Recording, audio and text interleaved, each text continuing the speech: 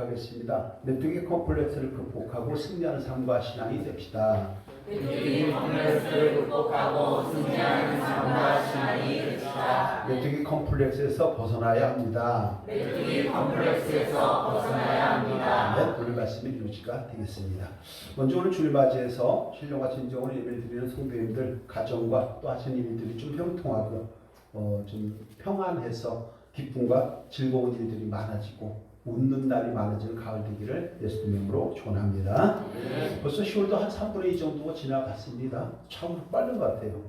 세월을 좀 아껴서 선용하시고 좋은 곳에 쓰임받아야 되지 않겠나 이런 생각을 하고요. 오늘부터 좀 온도가 약간 내려갔다고 하죠. 육신의 감기, 특별히 영혼의 감기까지도 잘 지켜나가시고 조심하시기를 주님의 이름으로 축복합니다. 요즘 노벨 문학상이 수여된 작가 한강 이야기가 참으로 많이 나올 거예요. 그렇죠? 작가 한강. 이름을 잘 지어야 될 것 같아요. 한강, 북한강, 뭐 낙동강 이런 식으로. 책 주문이 벌써 100만 권 이상이 되었다고 하죠. 상당히 많은 건데요. 대박 난 거죠. 참 대단하고. 반면 제 책은 왜 이렇게 안 나가는지 모르겠어요. 제가 글을 잘못 썼는지. 자, 그런데 여러분, 세계에서 가장 많이 팔린 책이 혹시 뭔 책인지 아세요? 성경? 성경이요? 아니에요. 공책이에요, 공책. 맞습니다. 성경입니다. 약 50억 권 정도가 팔려나왔다고 합니다. 50억 권 정도. 물론 무상으로 공급된 것도 있겠죠. 그런데 이만큼은 아니라고 할지라도 상당히 많이 읽혀진 책으로 상위 랭킹에 들어가는 책이 있는데 존 밀턴이 쓴 신라곤이라고 하는 책입니다. 신라곤도 랭킹 안에 들어가요. 그런데 이 신라곤은 구약 성경의 창세기를 소재로 쓴 것이죠. 아담과 하와의 그 타락과 그 결과 낙원에서 추방되어 가는 것을 묘사하는 대서사시가 바로 신라곤입니다. 그런데 이 책을 쓴 존 밀턴이 젊어서부터 눈이 별로 안 좋았어요. 눈이 점점 안 좋아지더니 44살이 되어서 완전히 실명을 합니다. 앞이 전혀 안 보입니다. 근데 책을 쓰려고 하는 사명을 가지고 있었고 앞이 안 보는 상태에서 무려 15년 동안을 자기가 구상하는 것을 구술을 합니다. 딸들이 받아 적습니다. 그래서 59세에 완성한 작품이 바로 신라곤입니다. 대단하죠? 우리 같으면 어떻게 할까요? 당장 때려쳤을 거예요. 절망하고 포기하기 쉬웠을 겁니다. 이때 남겨진 아주 유명한 일화가 하나가 있는데 모든 사람이 장님이 된 밀턴을 불쌍히 여길 때 밀턴이 이런 말을 남겼다고 합니다. 소경이든 내가 불쌍한 것이 아니라 소경을 이겨내지 못하고 좌절한 사람이 불쌍한 것입니다. 라고 얘기를 했다는 것입니다. 우리에게 주는 의미가 참으로 큰 줄로 믿습니다. 이제 질문합니다. 우리 성도님들은 입니까? 아니면 존 밀턴처럼 그 어떤 환경이라도 극복하고 이겨내고 마침내 일어서는 오뚜기 스타일입니까? 스스로에게 답을 해보시기를 바랍니다. 오늘 예배를 드리시는 우리는 보혈의 능력을 주신 하나님의 자녀가 되었기 때문에 그 어떤 환경에 처해진다 할지라도 메뚜기 컴플렉스를 좀 극복하고 일어서는 오뚜기 스타일. 이것이 또한 우리 화도아름다운 교회 성도의 스타일이 되어야 할 줄로 믿습니다. 그렇습니다. 우리 믿음의 사람은요, 자신에게 주어진 상황보다 자신의 삶을 이끌어가는 하나님을 더 크게 바라볼 때에 문제가 해결됩니다. 길이 열립니다. 샬롬의 은혜를 누리게 됩니다. 반면에 하나님보다 어떤 상황을 더 크게 보면 자연히 우리는 작아질 수밖에 없습니다. 우리는 메뚜기 컴플렉스에서 벗어날 수 없습니다. 그러면 주눅든 자, 삼포자가 됩니다. 삼포자가 뭐예요? 수포자, 영포자 이게 아니에요. 변화가 포기됩니다. 희망을 포기하게 됩니다. 마침내 승리를 포기하는 인생이 되고 말 것입니다. 또 여러분도 잘 아시지만 우리는 인생길을 가는 동안 여름도 만나고 겨울도 만납니다. 높은 산도 만나고 낮은 골짜기도 만납니다. 때로는 환난과 역경을 만나기도 하고 때로는 좋은 사람을 만나기도 하고 때로는 낭만의 시간을 보내기도 하지만 또한 멋진 열매도 맺기도 합니다. 그럼에도 불구하고 우리 인생은 굴곡이 참으로 많습니다. 이럴 때 저와 여러분은 어떤 스타일로 어떻게 반응하고 있을까요? 문제를 바라볼까요? 아니면 문제를 주관하시는 하나님을 바라볼까요? 이런 말 많이 하시죠? 사람이 빨간 안경을 끼면 모든 것이 빨갛게 보인다. 그럼 파란 안경을 끼면 어떻게 될까요? 그럼 질문합니다. 안 끼면. 내 마음이 안경이 어떤 색을 가지고 있느냐에 따라서 환경과 사물과 상황을 바라보는 우리의 시각은 달라질 수밖에 없다는 얘기일 것입니다.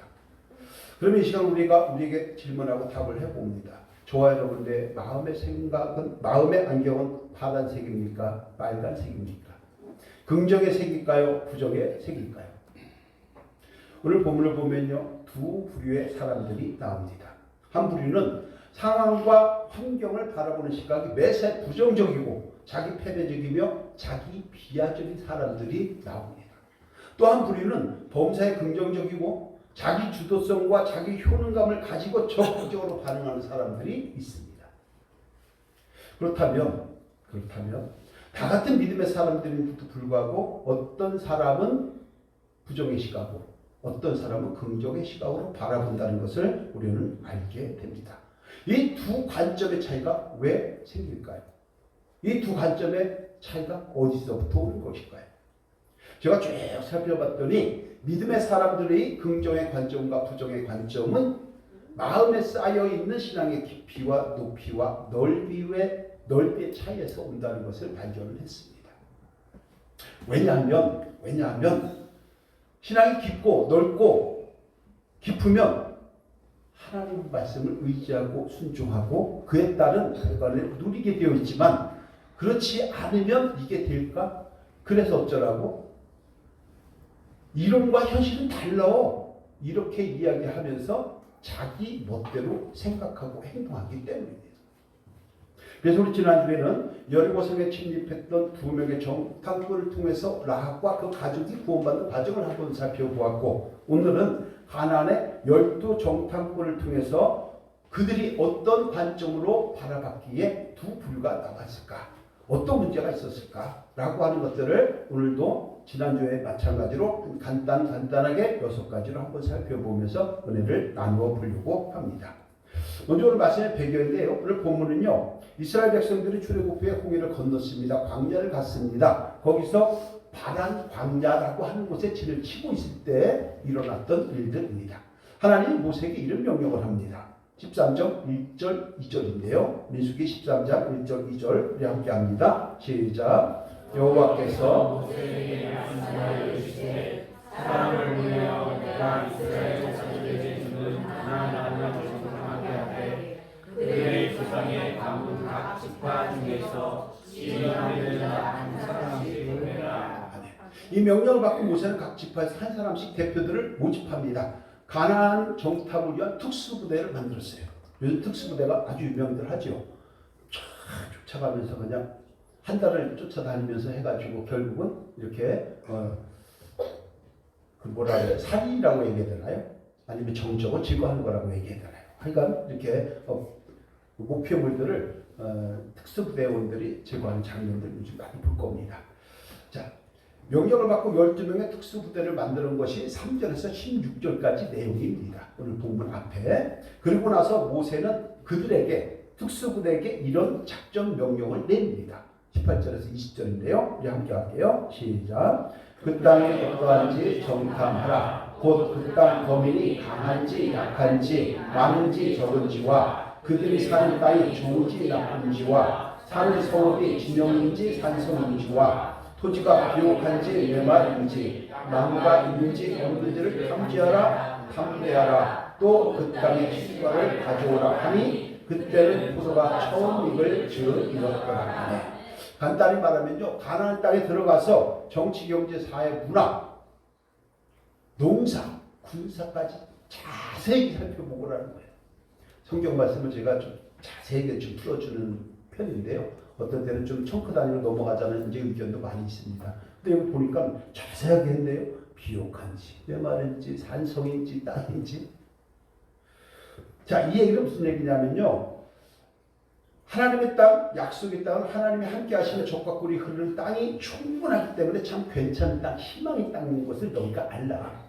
자세히 살펴보면 그걸 충분히 알 수 있을 것이다 라고 하는 뜻이 하나가 있는 거고요. 또 하나는 뭐냐면 여호와 하나님이 함께 하시기 때문에 가나안을 정복하는 데 아무 문제가 없으니까 믿고 신뢰하고 따르라 순종하라. 이 얘기를 강권하기 위하여 모세가 이야기를 했던 것입니다. 그래서 각 지파의 대표자로 구성된 12명의 정탐꾼들을 보내서 정보 수집을 하게 했고, 그런 정탐 보고서를 오늘 모세와 백성들에게 하는 것이 말씀의 배경이 되는 것입니다. 여러분 25절에서 27절에서 이렇게 성경은 기록을 합니다. 함께 합니다. 시작. 40일 동안 정탐하기를 마치고 돌아와 바람 광야 가데스에 이르러 모세와 아론과 이스라엘의 온 회중에게 나와 그들에게 보고하고 그 땅의 바위를 보이고 모세에게 말하여 이르되 당신이 우리를 보낸 땅이 간즉 과연 그 땅의 족과 꿀이 흐르는데 이것은 그 땅의 바위이니이다. 12명의 정탐꾼들이 40일 동안 이것저것 다 살펴봤다는 얘기잖아요. 자세히 살펴봤잖아요. 우리가 아까 인사했죠. 몇 분 다시 한번 인사할까요? 오늘 다시 한번 인사 어떻게 했을까요? 시작. 이리 보고 저리 가고 당신은 참 좋은 사람입니다. 이리 봐도 저리 봐도 당신은 피곤한 사람입니다. 이러면 아주 뭐라 그러죠. 근데 이리 봐도 저리 봐도 참 괜찮은 땅이었다고 보고를 하는 거잖아요. 정말 살만하고 먹을 것이 많고 정말 괜찮네. 이렇게 이제 보고를 한 거예요. 여기까지 별 문제 없습니다. 그런데요, 그럼 뭐가 문제일까요? 그러나가 문제입니다. 항상 참 괜찮습니다. 그 땅 좋습니다. 이리 봐도 저리 봐도 참 괜찮은 사람입니다. 그러나 이래 버리면 뒷말이 별로예요. 그렇죠? 첫 번째가요, 불순종의 사람은 하나님보다 문제를 더 크게 부를 자들이다라는 것입니다. 28절, 29절인데요. 처음에 뭘로 시작하죠? 그러나. 우리가 잘 읽어서 그 사람 괜찮아. 점잖해. 인격도 있는 것 같아. 그러나 이래 버리는 거 뒷말이 별로 쫌생이야. 이래 버리면 아주 꼬라픈 거야. 자, 28절, 29절 시작. 그러나 그 땅 거주민은 강하고 성읍은 견고하고 힘이 클 뿐 아니라 거기서 아나탓을 모았으며 아말렉은 남방 땅에 거주하고 헷인과 여부스인과 아모리인은 산지에 거주하고 가나안인은 해변과 요단가에 거주하더이다. 이렇게 되는 건데요. 자, 무슨 얘기냐면 참 가보니 괜찮더라. 그러나 거기 땅 주인들이 너무 세갖고 나는 감당 못하겠다. 지금 그 얘기하는 거잖아요. 12명 중에서 10명이 모세에게 이렇게 보고를 합니다. 우리가 가나안을 돌아본 결과 그것은 안악 자손과 같은 거인들이 살고 있었고 그들은 강한 자들이라 나는 싸워서 이길 수가 없고 그래서 성읍은 요새화 되어 있는데 우리 힘으로 정복하기 어렵다. 하나님이 거기 가라고 했는데 나는 절대 못 간다. 이렇게 지금 하고 있는 거예요. 여기서 우리 한 가지 깊이 생각을 할 것이 있습니다. 가나안은요, 하나님이 주신 약속의 땅인데 이 약속의 땅이 무엇이냐는 얘기예요. 오늘날 저와 여러분들이 약속의 땅을 가지고 양평으로 가고 가평으로 갑니까? 아니에요. 저와 여러분들이 삶의 현장에서 사업장에서 가지고 있는 그 약속, 하나님 주신 말씀, 그리고 그에 따른 우리의 기도의 제목이 되는 줄로 믿습니다. 이것이 우리의 기도의 제목이고 소망이고 소원의 항구를 말하는 것인데 간단하게 얘기하면 저와 여러분들이 계획하고 있는 선한 계획과 목적을 약속의 땅이라고 우리가 마음에 새겨야 한다는 것입니다. 네. 다시 말하면 가나안 정복은요, 백성들이 하는 것이 아니라 저와 여러분의 선한 계획과 목적은 하나님이 이끌어 주실 때 가능한 줄로 믿습니다. 네. 이것을 우리가 느껴야 하는 것입니다. 그래서 성경은 이렇게 말씀합니다. 사무엘상 17장 47절인데요. 함께 할게요. 시작. 또 여호와의 구원하심이 칼과 창에 있지 아니함을 이 무리에게 알게 하리라. 전쟁은 여호와께 속하는 것인즉 그가 너희를 우리 손에 넘기시리라. 한마디로 얘기하면요, 물리적인 전쟁이든 영적인 전쟁이든 삶의 전쟁이든 심지어 점의 전쟁이든 세상의 모든 전쟁은 여호와께 속한 것이기 때문에 하나님의 절대적인 주권에 있으니 하나님의 약속을 신뢰하고 믿고 순종할 때에 그 은혜를 누리게 되는 주체가 바로 저와 여러분들이 된다는 것입니다. 그런데요, 그런데 화면도 발로요, 그죠? 10명의 정탐꾼들은 신앙적인 관점이 아니라 인간적인 계산에 의한 관점으로 바라본 결과 가나안 정복이 참 괜찮은 땅인데 정복하기는 난공불락이다. 어렵다. 이렇게 결론을 낸 겁니다.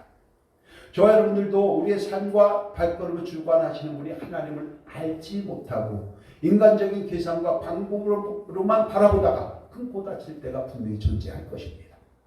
우리의 삶을 주관하시는 분이 하나님이라고 하는 것을 알면서도 인간적인 계산이 돌아갑니다. 주판이 튕겨집니다. 계산 들어갑니다. 그리고 나서 땅을 치며 후회하는 경우가 얼마나 많은지 모릅니다. 오늘 불순종하는 10명의 정탐꾼의 보고를 마음에 한번 새겨보시고 인간적인 불신앙의 관점이 아니라 하나님의 약속을 믿는 신앙적 관점으로 바라볼 때에 저와 여러분들 앞에 놓여져 있는 문제와 환경과 목적은 해결되는 은혜가 시작이 될 줄로 믿습니다. 그 은혜를 누리시기를 주님의 이름으로 축원합니다. 자, 두 번째가요. 순종의 사람은 문제보다 하나님을 더 크게 보는 자들이라는 것입니다. 30절인데요. 함께합니다. 시작. 갈렙이 모세 앞에서 백성을 조용하게 하고 이르되 우리가 곧 올라가서 그 땅을 취하자 능히 이기리라 하나. 아멘. 갈렙은 10명의 정탐꾼과는 반대로 긍정적인 보고를 했다는 얘기죠. 아니다. 그것은 우리가 충분히 정복할 수 있다. 적과 꿀이 흐르는 땅이 맞다. 근데 이 말이 맞을까요? 틀릴까요?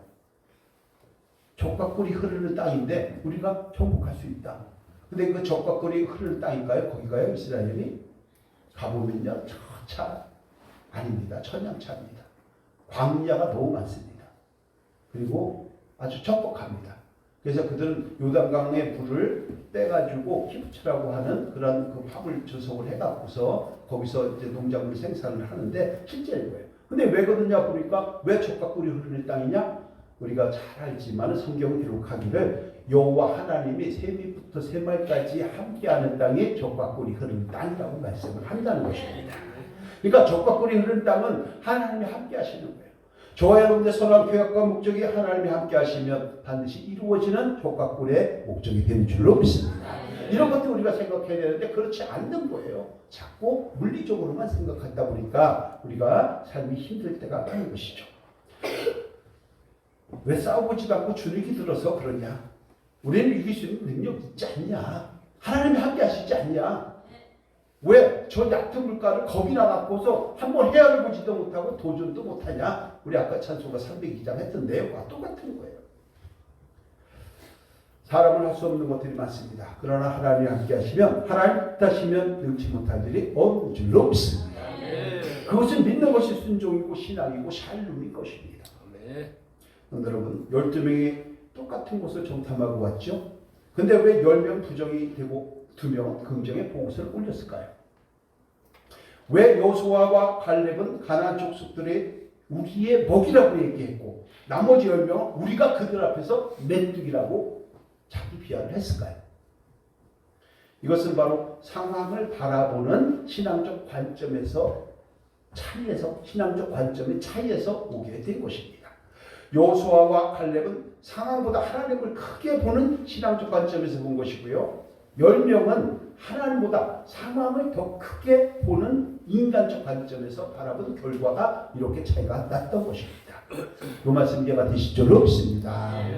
여러분, 우리 성도님들은 주어진 환경과 상황을 하나님보다 크게 보시는 인간적인 관점을 갖고 계실까요? 아니면 하나님을 상황보다 크게 바라보는 신앙적 관점을 가지고 있을까요? 함께 해보도록 합니다. 상황을 하나님보다 크게 보면 나는 메뚜기가 되고 하나님을 상황보다 크게 보면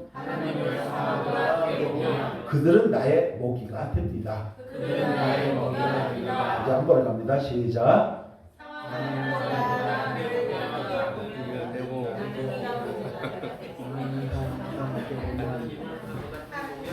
뭐 이리 가도 저리 가도 얼마나 그렇습니다. 상황을 하나님보다 크게 보면 나는 메뚜기가 돼요. 그러나 하나님 상황보다 크게 보면 그 문제는 나의 먹이가 되는 거예요. 하나님을 크게 바라볼 수 있는 눈이 열려지기를 주님으로 축원합니다. 여러분, 그래서 하나님의 약속을 믿고 신뢰하면 긍정의 안경이 저절로 옵니다. 마음엔 소망이 생깁니다. 희망을 가지고 도전하게 됩니다. 저 얕은 일과 한번 헤아려보지도 못하고 도전도 못해서 결국 평생 아무것도 못 이루는 그런 엉터리 인생이 아니라 뭔가 좀 도전하고 그래서 한번 가다가 넘어질지언정 어떤 분은 얘기해요. 철쭉길도 뭐 이렇게 가야 되는데 한 걸음부터라고 했는데 가다가 중단하면 아니 가면 못하리라 이런 말 많이 써요. 그래서 나 아예 안 간다는 얘기예요. 근데 100걸음을 가면요. 중단된 게 실패된 게 아니라 100걸음 내가 전진한 거예요. 성경을 보려고 창세기부터 시작해서 귀주로까지 가는데 내가 레위기에서 딱 걸렸어요. 그러면 창세기 보고 레위기 본 거예요. 근데 많은 사람들이 가다가 중단할 거기 때문에 안 간다고 그렇게 얘기를 해요. 말도 안 되는 핑계죠. 결국 긍정과 부정의 차이는 신앙과 불신앙의 차이가 된다는 것을 기억하시고 문제보다 하나님을 크게 보는 순종의 신앙으로 승리하는 인생이 되기를 주님으로 축원합니다. 자, 세 번째가요. 부정의 사람은 메뚜기 컴플렉스를 통해서 자기 스스로 작아지는 사람이에요. 31절 33절 함께합니다. 시작. 길지만 함께합니다. 시작. 그와 함께 올라갔던 사람들은 이르되 우리는 능히 올라가서 그 백성을 치지 못하리라. 그들은 우리보다 강하니라 하고 이스라엘 자손 앞에서 그 정탐한 땅은 합당하여 이르되 우리가 두루 다니며 정탐한 땅은 그 거짓을 삼키는 땅이요 거기서 본 모든 백성은 신장이 장대한 자들이며 거기서 들린 후손인 아낙 자손의 거인들을 보았나니 우리는 스스로 보기에도 우리들이 같으니 그들이 보기에도 그와 같았을 것이니라. 요수와 갈렙이 긍정의 복음을 하자. 야, 우리의 주장을 절대 꺾을 수 없어. 저 두 사람 때문에 우리 10명이 주장을 꺾을 수가 없어. 라고 얘기하면서 적극적 반대를 하는 장면입니다. 야, 한번 생각해봐요. 우리가 우리를 봐도 정말 이렇게 연약한 메뚜기 같은 존재인데 그들이 볼 때 우리를 얼마나 우습게 여기겠냐. 그들이 볼 때 우리를 얼마나 별 볼 일 없는 존재로 생각하겠느냐. 결국 메뚜기같이 연약한 우리의 힘으로는 가나안 정복하지 못하는 것 아니냐. 저 두 사람 괜히 잘난 척하는 거예요. 저 두 사람 괜히 신앙이 있는 척하는 거야. 믿음이 있는 척하는 거야. 이렇게 얘기하고 있는 것이죠. 성도 여러분, 이것이 바로 메뚜기 컴플렉스입니다. 어떤 문제가 생겼을 때 무엇인가 도전도 한번 해보지 아니하고 처음부터 나는 못할 거야. 나는 할 수 없어. 나는 그런 능력이 없어. 시간이 없어. 자신감 없어. 유능감도 없어. 그러면서 바람이 불기도 전에 풀이 알아서 먼저 착삭 누워버리는 현상. 메뚜기 컴플렉스입니다. 이제 스스로 한번 생각을 해보시기 바랍니다. 나의 인생 역정 속에서 나의 삶의 목적과 선한 교육과 목적 속에서 나의 행할 길을 통해서 나의 소망 가운데서 혹여라도 나는 메뚜기 컴플렉스에 젖어서 아무것도 도전하지 못하고 엉터리 같은 시간만 보낸 것은 없는지 한번 돌아보는 주일 아침 되시기를 주님의 이름으로 축원합니다. 여러분, 자, 이럴 때 우리는 어떻게 될까요? 고민스러울 것 같아요. 야, 10명은 안 돼. 가봐야 우리는 100번 깨져. 2명은 소수인데 참 그들은 또 된다고 얘기하거든. 야, 내가 마치 믿음이 없는 것 같고 신앙이 없는 것 같고 이렇게 생각할 수도 있잖아요.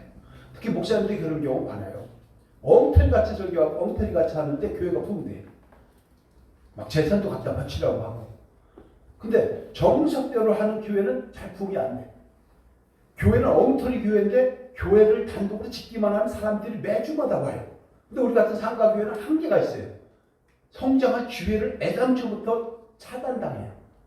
그럴 때 그런 생각이 들죠. 야, 이거 어떻게 되지? 내가 못해서 그런가? 물론 제가 잘 못해요. 그렇지만 전체적으로 볼 때 그것이 우리에게 주는 컴플렉스는 더 컴플렉스가 되면 절대 안 된다는 것입니다. 이겨낼 수 있어야 되고 이겨낼 수 있는 저와 우리 사랑하는 성도님들이 다 되는 줄로 믿습니다. 자, 오늘 본문에도 10명과 2명 10대 2로 싸우는데 다수의 의견을 따라야 될까요? 아니면 소수의 의견을 따라야 할까요? 성도님들 같으면 어떻게 할까요?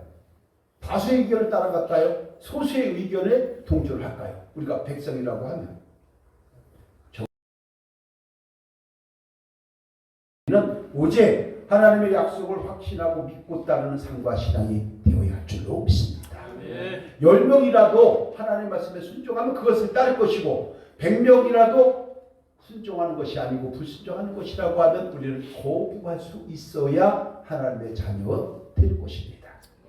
특히 상식적으로 말하면 다수결은 민주주의의 원칙이 맞습니다. 그러나 다수결이 공의와 정의의 원칙은 절대 아니라는 것을 잊지 마시기를 주님으로 부탁을 드립니다.